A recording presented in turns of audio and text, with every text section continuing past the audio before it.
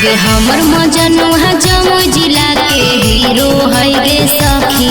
आगे हमर मजनुआ बाबा जिला के हीरो है गे सखी। उहा कई रंगदार कोई नहीं भीड़ो है गे सखी। उहा कई रंगदार कोई नहीं भीड़ो है गे सखी। हमर मजनुआ जमुई जिला के हीरो है गे सखी। आगे हमर मजनुआ बाबा जिला के हीरो है गे सखी। उहा कई रंगदार कोई नहीं भीड़ो है गे सखी। उहा कई रंगदार कोई नहीं भीड़ो है गे सखी।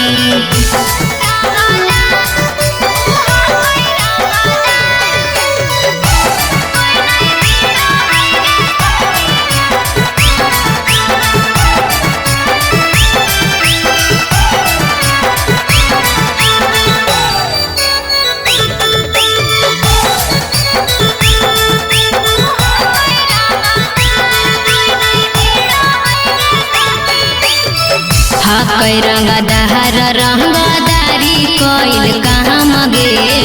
तबे ना गाया नवादा में चले ओकर नाम गे। कई रंगदार रंगदारी कोइल कहाँ मगे। तबे ना गाया नवादा में चले ओकर नाम गे।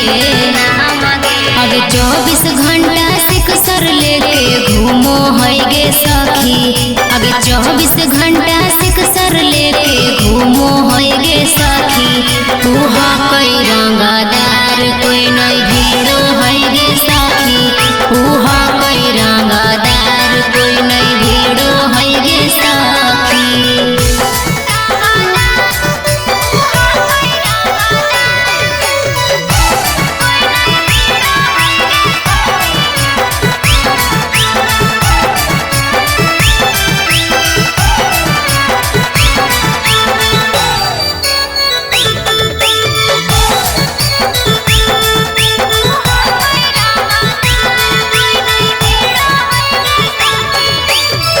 चलो हक रहिया हमें बांधी के पगड़िया।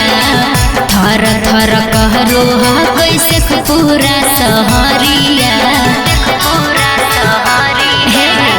रहिया में चलो हक बांधी के पगड़िया। थर थर कहरो